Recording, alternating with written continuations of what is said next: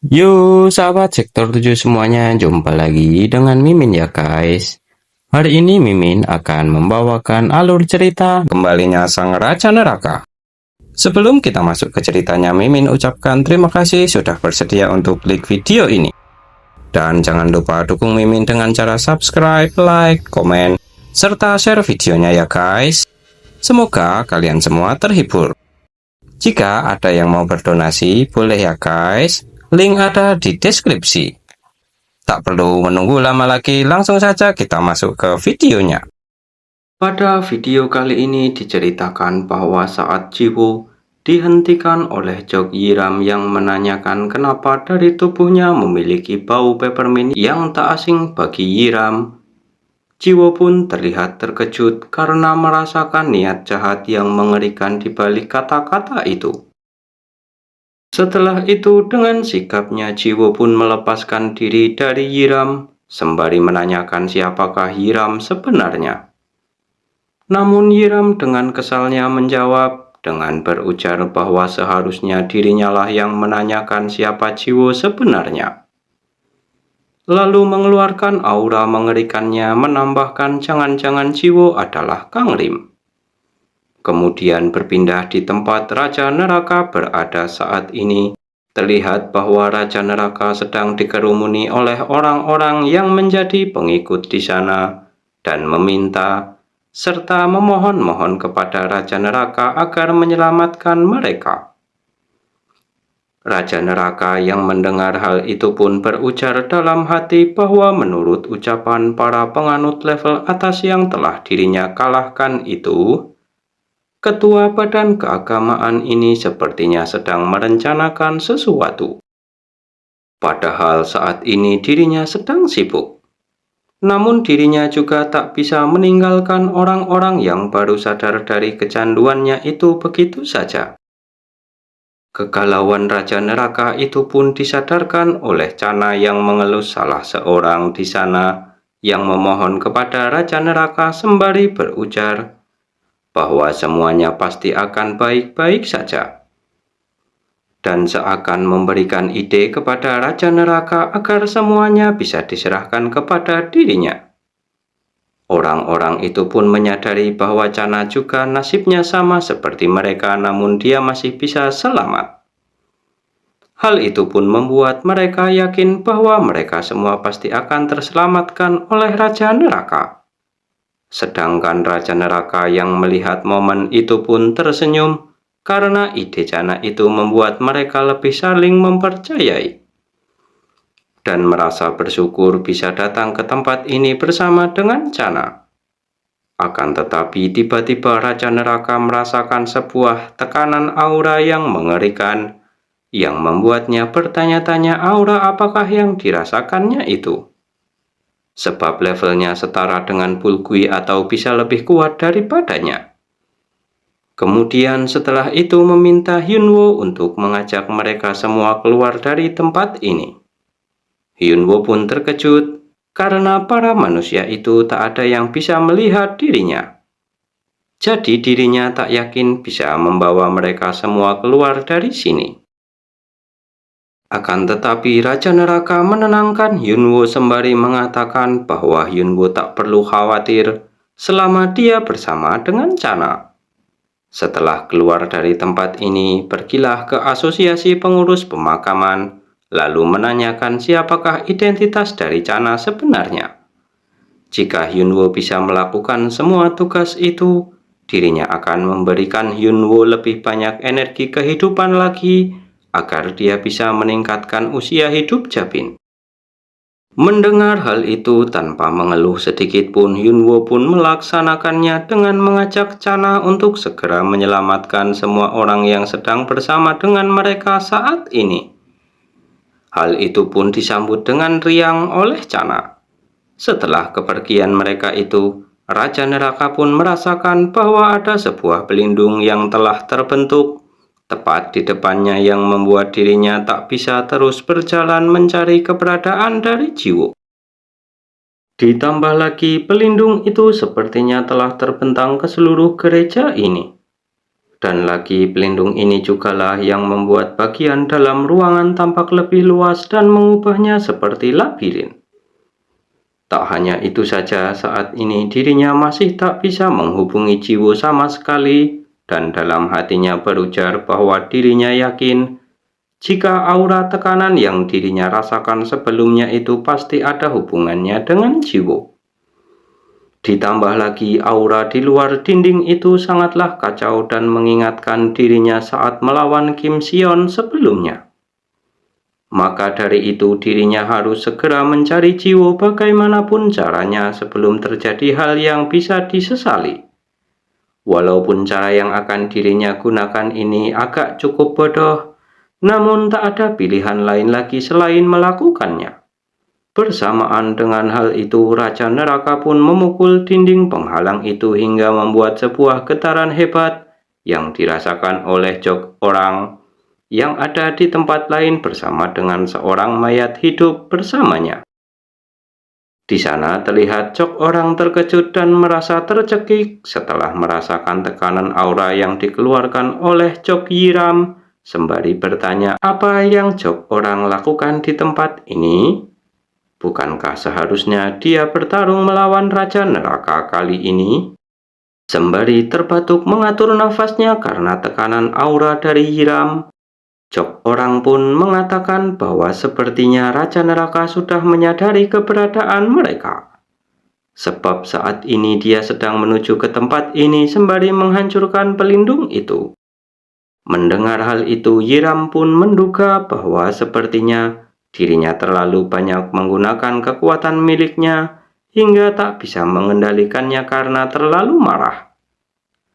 Kemudian bertanya masih ada berapa pelindung lagi yang tersisa saat ini? Mayat hidup yang bersama dengan Jok Orang pun menjelaskan bahwa dari 200 pelindung, masih tersisa 199 pelindung lagi karena baru saja satu pelindung telah hancur. Yiram pun meminta agar mayat hidup itu mencegah Raja Neraka menghancurkan pelindung-pelindung itu. Lalu bertanya kepada Jok Orang apakah dia masih ingat taktik berpura-pura menjadi ketua badan keagamaan itu. Jika Raja Neraka sampai ke tempat ini, sebisa mungkin Jok Orang harus mengulur waktu selama mungkin. Sebab dirinya baru saja terpikirkan cara yang lebih baik untuk menghadapi Raja Neraka selain menghabisinya.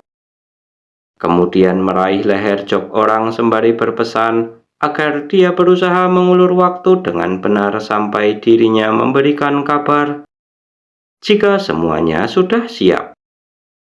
Jok Orang pun sembari menahan rasa sakitnya keberatan dengan berkata bahwa dirinya pasti tak akan sanggup karena bahkan Bulgui saja dapat dikalahkan oleh Raja Neraka. Dengan muka menyeramkannya, Yiram pun mengatakan agar Jok Orang tak melebih-lebihkannya seperti itu. Sebab dia seharusnya sudah melihat dengan mata kepalanya sendiri saat dirinya mengalahkan Bulgui. Dia hanyalah pengecut yang membantu mereka dalam mengumpulkan energi kehidupan saja. Kemudian melepaskan cekikannya lalu meninggalkan Jok Orang sendirian sembari berujar bahwa saat mereka berdua masih menjadi manusia, Jok Orang pernah berhutang nyawa kepada dirinya. Jadi sekaranglah waktu yang tepat untuk membayarnya dengan mengorbankan nyawanya untuk dirinya. Mendengar hal itu, Jok Orang pun masih terduduk terpaku tak bisa berkata-kata lagi. Sedangkan mayat hidup yang sedang bersamanya pun menginfokan bahwa Raja Neraka saat ini sedang menuju ke tempatnya dengan memecahkan pelindung dan hanya tersisa 150 pelindung lagi serta kecepatan penghancurannya juga terus meningkat seiring berjalannya waktu. Namun di sisi lain Jok Orang yang masih terduduk itu pun mengingat masa lalunya bersama dengan Yiram kakaknya yang merupakan masa lalu yang kelam penuh dengan penderitaan. Kemudian dalam hati berujar bahwa dirinya tak peduli apa yang dilakukan oleh kakaknya itu, tapi kenyataannya memang benar jika nyawanya telah diselamatkan oleh kakaknya itu, jadi dirinya saat ini harus membayarnya sekarang juga. Bersamaan dengan hal itu, mayat hidup yang bersama dengan jok orang pun menginfokan bahwa pelindung terakhir telah hancur. Sedangkan Yiram yang dengan santainya berjalan sembari membawa Jiwo di pundaknya pun berujar bahwa awalnya dirinya mengira Jiwo adalah Kang Rim karena tercium samar aroma peppermint dari tubuhnya dan kemampuan fisiknya juga luar biasa. Tekad miliknya juga tak goyah sama sekali, dan semua itu menunjukkan bahwa itu merupakan ciri khas dari Kang Rim serta mengarah kepadanya. Lalu dalam hatinya bertanya-tanya apakah Bulgui sudah menyadarinya, namun langsung menepis pendapatnya itu sembari mengikat Jiwo ke tiang di tempat krematorium berada.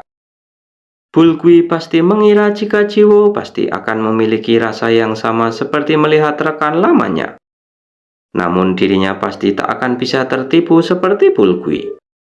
Apakah Raja Neraka tahu jika orang ini bukanlah Kang Rim? Kemudian berpindah kembali ke tempat Raja Neraka berada saat ini, terlihat bahwa setelah menghancurkan semua pelindung itu, Raja Neraka pun dengan sedikit kelelahannya bertanya di manakah Jiwo berada. Lalu kembali ke tempat Yiram yang saat ini sedang menampar wajah Jiwo untuk menyadarkannya. Dikarenakan hal itu, Jiwo pun tersadar dan bertanya tempat apakah ini? Yiram pun menjelaskan bahwa tempat ini adalah krematorium, lalu mengatakan bahwa Jiwo bukanlah Kang Rim. Mendengar hal itu, Jiwo pun balik bertanya apa yang sebenarnya Yurim bicarakan itu dan menduga bahwa Yurim adalah ketua badan keagamaan neraka yang sebenarnya. Lalu memberikan saran agar dia mempersiapkan dirinya karena Raja Neraka pasti akan menghukumnya. Bersamaan dengan kata-kata Jiwo itu, dengan muka kesalnya Yurim kembali menampar wajah Jiwo sembari berteriak mengatakan bahwa awalnya dirinya merasa Jiwo adalah Kang Rim, tapi ternyata jiwa mereka benar-benar berbeda. Bahkan dirinya malah merasakan jiwa dari makhluk yang lebih kecil dibanding manusia. Jiwo pun bingung dan kesal menanggapi dengan mengatakan agar Yurim menjelaskannya dengan benar agar dirinya mengerti. Akan tetapi Yurim tambah terlihat kesal dan kembali menendang kaki Jiwo sembari meminta Jiwo untuk menjawab pertanyaannya saja, tak perlu balik bertanya seperti itu. Kemudian menjelaskan kepada Jiwo bahwa awalnya dirinya berencana untuk menipu Jiwo agar bisa membersihkan identitasnya. Tapi semua rencana itu gagal karena aroma peppermint dari tubuh Jiwo itu. Maka dari itu dirinya harus merubah rencananya dengan membocorkan identitas Jiwo yang sebenarnya untuk mengambil hati Raja Neraka. Jiwo sembari menahan siksaan itu pun dalam hati berujar bahwa sepertinya semua ini terjadi hanya karena aroma peppermint saja. Dan Gyunwo dulu juga pernah mengatakan hal yang sama seperti Yurim itu. Semua itu membuatnya menjadi bingung dengan hubungan antara Kang Rim dan aroma peppermint itu. Kemudian mengatakan bahwa aroma itu adalah aroma Raja Neraka karena mereka memang tinggal bersama. Namun jawaban Jiwo itu dibantah oleh Yurim yang mengeluarkan muka menyeramkannya, mengatakan bahwa sepertinya Jiwo telah salah paham akan aroma itu. Sebab aroma peppermint adalah aroma khas dari tubuh Kang Rim. Karena itulah dirinya bertanya siapakah Jiwo sebenarnya. Dan alasan aroma peppermint itu tercium dari Raja Neraka adalah, belum selesai kata-kata itu dari Yurim, Yurim pun beralih mengumpat sembari menanyakan sebenarnya dari mana Jiwo bisa mendapatkan tubuh itu. Jiwo pun menanggapinya dengan berujar bahwa dirinya adalah seorang manusia yang bernama Li Jiwo, dan secara kebetulan dirinya menarik perhatian Raja Neraka dan menjadi bawahannya. Mendengar hal itu, Yurim pun melotot ke arah Jiwo sembari mengatakan apakah Jiwo seorang manusia yang lahir dari manusia yang perutnya sedang sakit? Apakah Jiwo memiliki ingatan masa kecilnya? Dan apakah Jiwo juga pernah mengalami kesulitan para manusia di dalam hidupnya? Karena saat ini Jiwo tak bisa menjawabnya, itu menandakan bahwa seseorang telah memberinya nama, dan lagi menjadi pengurus pemakaman pasti bukanlah cita-cita Jiwo sejak awal.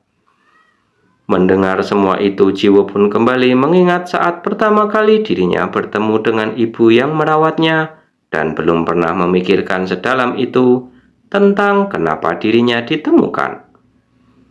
Dirinya memang pernah bertanya-tanya tentang kelahiran, pertumbuhan, dan latar belakangnya, tapi tak pernah mencari tahu lebih jauh. Sebab dirinya semakin menggali semua itu, dirinya pasti akan semakin jauh dengan manusia yang bernama Li Jiwo. Kemudian karena Jiwo hanya diam saja, Yurim pun kembali menampar wajah Jiwo dan berkata bahwa sekalipun Jiwo menutup mulutnya, kebenaran akan segera terungkap. Karena dirinya memiliki satu kekuatan yang cocok untuk digunakan pada situasi saat ini. Bersamaan dengan hal itu, dengan muka menyeramkannya, Yurim pun menyiapkan sebuah api besar untuk membakar Jiwo, sembari berujar pada akhirnya terbakar. Kemudian kembali ke tempat Raja Neraka yang terlihat kelelahan pun dikejutkan dengan jok orang yang menunduk memberi salam kepada Raja Neraka sembari memperkenalkan dirinya yang bernama Jok Orang, yang juga merupakan bawahan Tolpo sekaligus ketua badan keagamaan ini. Dirinya tak tahu apa alasan Raja Neraka pergi ke tempat ini, tapi yang jelas Raja Neraka tak akan bisa pergi ke balik pintu yang ada di belakangnya saat ini. Mendengar hal itu, Raja Neraka pun dalam hatinya berujar bahwa sepertinya Jiwo berada di balik pintu itu, karena aura makhluk yang dirinya rasakan tadi juga ada di dalam sana. Lalu bertanya apakah benar Jok Orang adalah ketua badan keagamaan ini? Jika benar, maka dia harus bertanggung jawab atas semuanya. Bersamaan dengan hal itu, Raja Neraka pun mengeluarkan pedangnya dan bersiap untuk menyerang Jok Orang. Sedangkan mayat hidup yang ada di sana pun terlihat terkejut karena tiba-tiba Raja Neraka menghilang dari pandangannya, yang diikuti oleh Jok Orang yang juga menghilang dari hadapannya. Dan akhirnya tak lama setelah itu sebuah ledakan energi pun terasa karena ternyata Raja Neraka dan Jok Orang sudah saling beradu serangan. Hal yang tiba-tiba itu pun membuat Raja Neraka sedikit tersentak karena Jok Orang sudah menghalau pedangnya sebelum dirinya mencabutnya. Jok Orang pun meminta maaf kepada Raja Neraka sembari beralasan bahwa saat ini dirinya juga sedang dalam posisi harus melakukan yang terbaik, dan kemudian terpaksa harus menyerang Raja Neraka. Bersamaan dengan hal itu, Jok Orang pun menendang Raja Neraka hingga membuat Raja Neraka pun terkejut dengan kekuatan Jok Orang yang lebih besar dari perkiraannya. Bahkan pedang miliknya saja hampir terlepas dari genggamannya.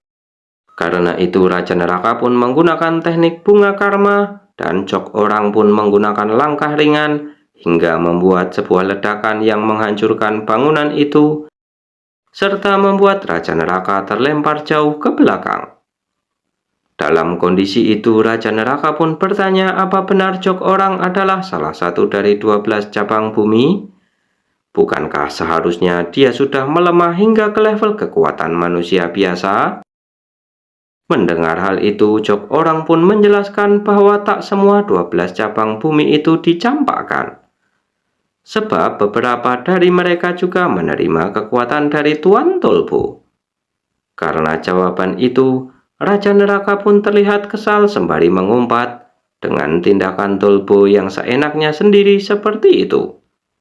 Lalu Jok Orang pun kembali mengatakan bahwa ada beberapa kasus juga di mana mereka lebih kuat dari para mantan bawahan Raja Neraka. Misalnya seperti dirinya. Bersamaan dengan hal itu, Jok Orang pun menggunakan skill langkah kilat yang membuatnya bergerak dengan sangat cepat untuk menyerang Raja Neraka. Akan tetapi, serangan itu masih bisa dihindari dan ditangkis oleh Raja Neraka. Ditambah lagi, kata-kata dari Jok Orang itu pun membuat Raja Neraka sangat kesal karena meremehkan bawahannya dengan menyebut mereka semua lemah. Kemudian dengan tatapan dinginnya Raja Neraka bersiap menghunuskan pedangnya kembali sembari berujar, "Memangnya siapakah Jok orang hingga berani mengatakan hal semacam itu yang menganggap para bawahannya itu lemah?" Bagaimanakah kelanjutan ceritanya? Kita lanjutkan di video berikutnya ya guys. Terima kasih sudah menonton. Jumpa lagi dan bye-bye.